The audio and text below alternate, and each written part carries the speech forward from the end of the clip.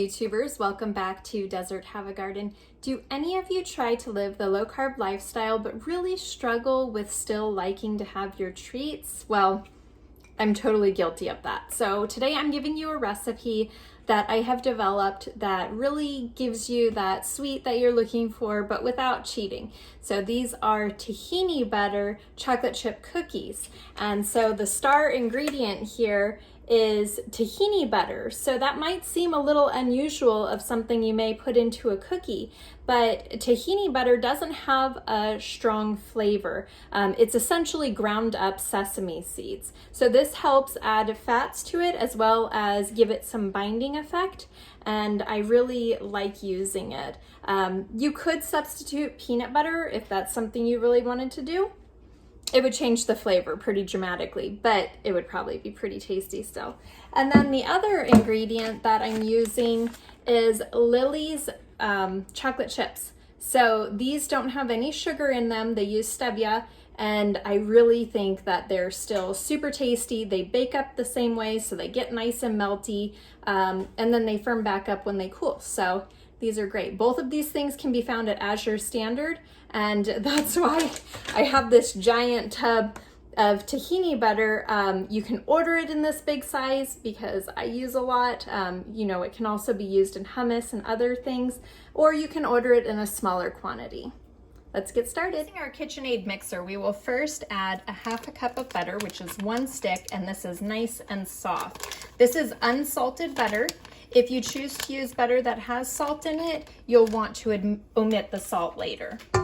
We will use 1 cup of a brown sugar replacement. I like to use Lakanto. It's a mix of erythritol and monk fruit.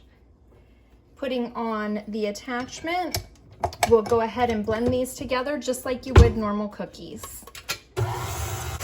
Once the butter and sugar substitute are incorporated well, they're a little bit fluffy, we will add 3 eggs.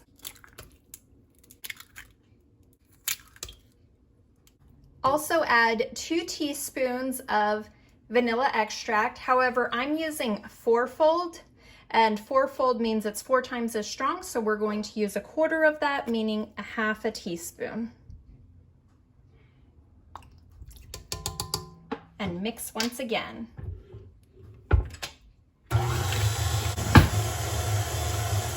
Next in goes 1 cup of tahini.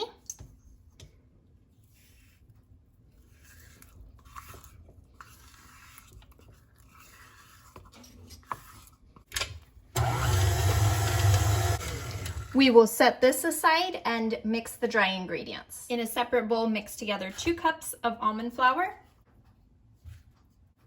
a half cup of coconut flour, 1 teaspoon baking soda, 1/2 teaspoon salt. Whisk these ingredients together. Now you're ready to add them to the wet ingredients.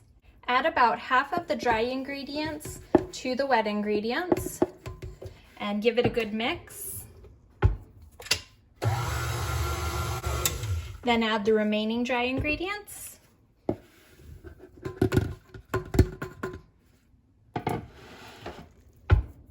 And mix again. Last but not least, let's add a half cup of chocolate chips and mix one more time.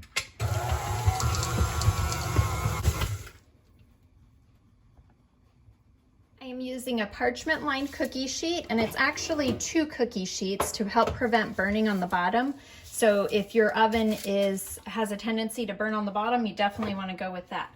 To make this job easier, I like to use a cookie scoop. This is the smaller size. I believe it's 1.5 tablespoons, and just get them stacked up onto the cookie sheet.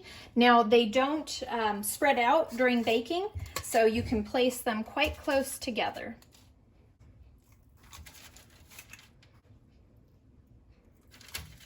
With your cookie sheet filled up, let's go ahead and put them in a 350-degree oven for about 10 to 12 minutes until they just start getting golden around the outside edges. While you're waiting on the first batch in the oven, go ahead and get the rest of the cookie dough out on another tray. It has been 10 minutes and you can see that the cookies are just starting to brown around the outside, so we're going to pull them out and allow them to cool thoroughly and completely before moving them. They will fall apart. All right, the cookies have cooled off, they're out of the oven, and these are just really tasty little treats that will help satisfy your sweet tooth while you are trying to do low carb or doing low carb successfully.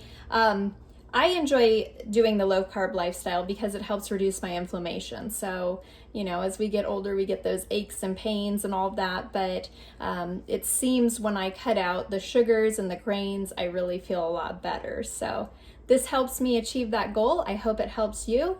Comment down below in the comments and let me know if you try this recipe, what you think of it, and give me a thumbs up if you enjoyed the video, and subscribe for more recipes in the future.